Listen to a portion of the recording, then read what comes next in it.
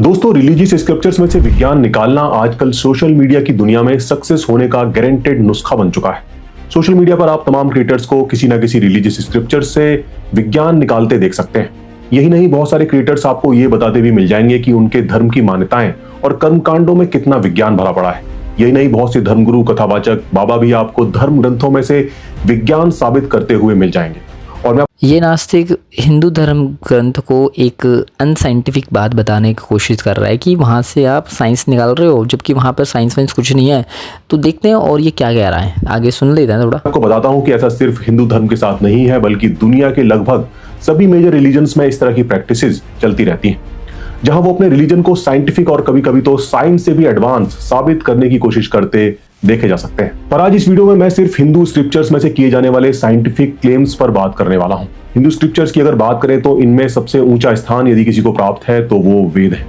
Other धर्म का तो मुझे पता नहीं है, लेकिन हिंदू धर्म में, सनातन धर्म में साइंटिफिक बातें भर भर गए हैं। एग्जाम्पल के तौर पे बता दूं तो आप इस पिक्चर में देख सकते हैं कि राइट साइड में जो ये महिलाएं हैं, इसके हाथ में टैबलेट है जो कि अपनी स्टाइलिश से कुछ लिख रही है, और लेफ्ट हैंड में जो महिला है वो अपने मोबाइल फ़ोन जैसे कोई डिवाइस को यूज़ कर रही है। और जो इसके हाथ में ये सर्कल जैसा कुछ है, ये अभी तक किसी एक्सपर्ट या साइंटिस्ट को नहीं पता है ये क्या डिवाइस है और ये क्यों यूज़ कर रही है। ये मंदिरों में ये जो नक्काशी हुई है, ये आचार्य या कि धर्म गुरु को ये पता होना चाहिए कौन सा डिवाइस है, लेकिन उन्हें भी नहीं पता। ये साइंटिस्ट के खोजने से पहले अगर हमारे धर्म गुरु, हमारे आचार्य, हमारे एक्सपर्ट्स इस डिवाइस के बारे में खोज देते हैं तो वाकई में सनातन धर्म एक एडवांस साइंटिफिकली धर्म कहलाया जाएगा। अगर ये साइंस में खोज लिया तो ये साइंस में पेटेंट होगा, सनातन धर्म के नाम पर पेटेंट नहीं होगा। बेशक आइडिया सनातन से आया, लेकिन पेटेंट साइंस से ही होगा, क्योंकि बताने का कार्य वो कर रहे हैं, ना कि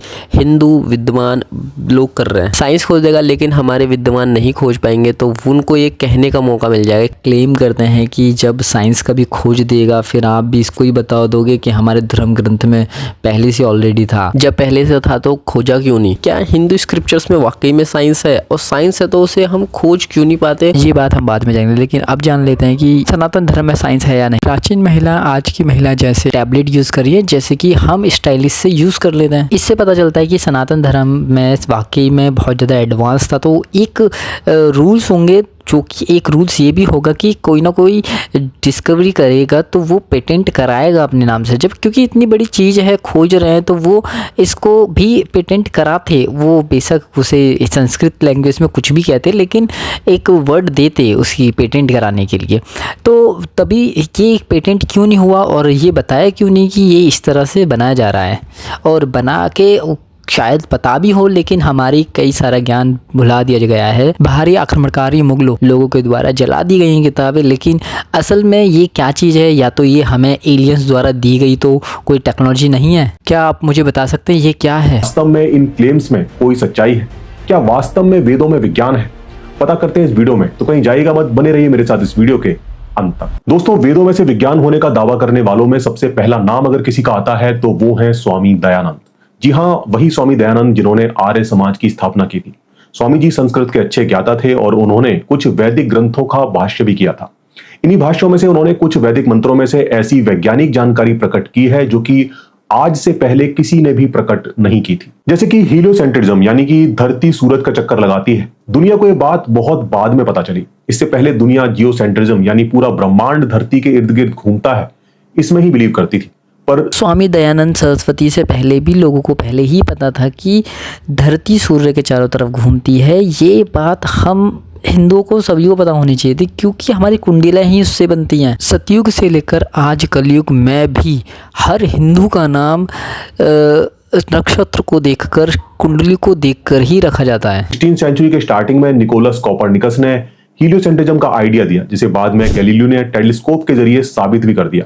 तब कहीं जाकर दुनिया को यह मानने पर मजबूर होना पड़ा कि धरती ब्रह्मांड का केंद्र नहीं है, बल्कि वो जस्ट एक प्लेनेट है जो कि बाकी प्लैनेट्स की ही तरह सूरज का चक्कर लगाती है। और यही वजह है कि जितने भी पुराने रिलीजियस स्क्रिप्चर्स हमें मिलते हैं, फिर चाहे वो किसी भी रिलीजन के हो, किसी में भी इस फैक्ट के बारे में हमें कोई जानकारी नहीं। सर ये फैक्ट तो आपका गलत है कि नहीं पता थी साइंस की पहले से ही कि धरती सूर्य के चारों तरफ घूमता है या फिर सूर्य धरती के चारों तरफ घूमता है। तो ये बात क्लियर है कि हम जानते थे कि धरती ही सूर्य के चारों तरफ घूमती है और इसके साथ साथ कई प्लैनेट भी घूमते हैं। मिलती। लेकिन स्वामी दयानंद ने वेदों के कुछ मंत्रों से हीलियोसेंट्रिज्म को साबित किया है।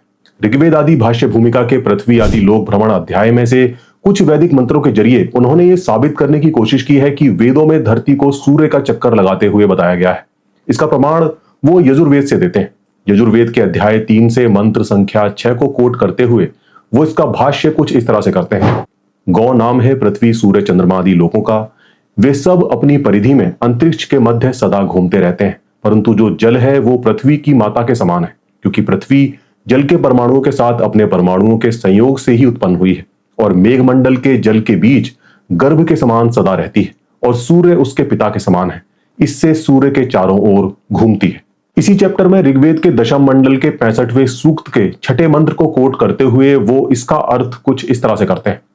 जिसका नाम गौ कह आए हैं सो लोक अपने मार्ग में घूमता और पृथ्वी अपनी कक्षा में सूर्य के चारों ओर घूमती है। तो दोस्तों यहाँ तो स्वामी दयानंद सरस्वती इन 2 मंत्रों की वजह से ये बोल रहे हैं कि धरती सूर्य के चारों तरफ घूमती है। तो ये भाई इसी को कहना चाहिए। इसका चलो अब हम ध्यान से देखते हैं कि क्या वाकई में यही लिखा है, क्या इनकी जो संस्कृत है क्या इनका सही मतलब यही है क्या। देख लेते हैं कि पुराने भाष्यकारों ने इन मंत्रों का क्या अर्थ किया है। अगर आप इंटरनेट पर सर्च करेंगे तो आपको यजुर्वेद का उवट भाष्य मिल जाएगा, जिसका हिंदी अनुवाद डॉक्टर रेखा व्यास ने किया है। जो ये भाई नास्तिक है, ये साइंटिफिक नहीं है, नास्तिक है। तो ये भाई क्या कहना चाह रहा है कि स्वामी दयानंद सरस्वती जी ने जो ये मंत्र हैं इनका गलत इंटरप्रेट किया है, गलत मतलब निकाला है, जो कि सही मतलब डॉक्टर राखी देव व्यास जी ने किया है। तो वहां कुछ ये लिखा मिलता है। अग्निदेव सर्वत्र भ्रमणशील व बहुरंगी लपटों वाले, वह पृथ्वी माता के पास आसन पर विराजमान है। यज्ञ में वे प्रयत्न पूर्वक स्वर्गलोक अपने पिता के पास पहुंच गए। तो यहां तो ऐसा कुछ भी नहीं मिलता जैसा कि स्वामी दयानंद ने लिखा है। अब जरा लगे हाथों ऋग्वेद वाले मंत्र का भी भाष्य चेक कर लेते हैं। ऋग्वेद का हमें सायण भाष्य इंटरनेट पर मिल जाता है, जिसका हिंदी अनुवाद डॉक्टर गंगा सहाय शर्मा ने किया है। वहां पर जब हम इस मंत्र का अर्थ चेक करते हैं तो हमें कुछ ऐसा लिखा हुआ मिलता है। मेरी जो दुधारू गाय व यज्ञ संपादिका गाय बिना प्रार्थना यज्ञ में आती है, वह वरुण को हव्य देने वाले तथा अन्न द्वारा अन्य देवों की सेवा करने वाले मेरी रक्षा करें। मैं उस गाय की स्तुति करता हूं। अब यहां पर ना तो धरती है ना सूरज है, यहां तो गाय की बात हो रही। अब चलिए एक बार चेक करते हैं कि स्वामी दयानंद ने इन मंत्रों का ऐसा अर्थ किस तरह से निकाल लिया।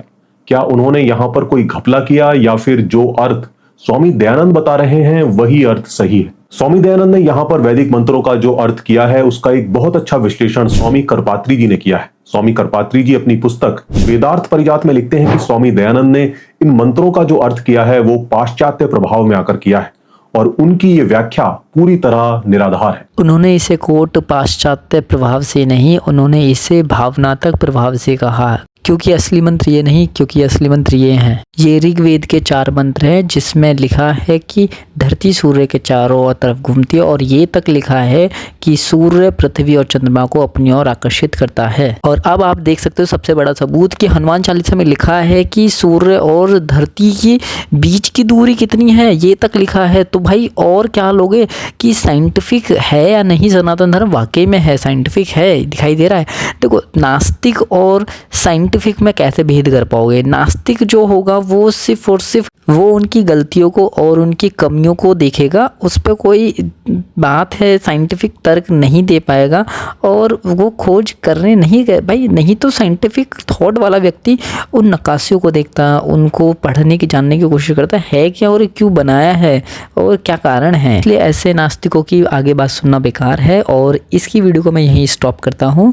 और सबसे बड़ी बात है कि इसके पीछे एक सिल्वर बटन भी है जो कि ये इंडिकेट कर रहा है कि 1 लाख लोगों को ये नास्तिक बना चुका है। भाई लोगों को साइंटिफिक होना चाहिए ना कि नास्तिक। तो लेकिन वो नास्तिक के साइंटिफिक के नाम पर नास्तिकता फैलाते। भाई ऐसा ना हो तो मैं आपके लिए एक पवित्र विज्ञान लाया हूँ ताकि आप चीज़ों को समझ सको क्या सही है और क्या गलत है, कितनी सनातन धर्म में बुराइयाँ हैं और कितनी सनातन धर्म में अच्छाइयाँ हैं, जो है आपको सामने रहेगा। इसलिए इस चैनल को कर लीजिए सब्सक्राइब।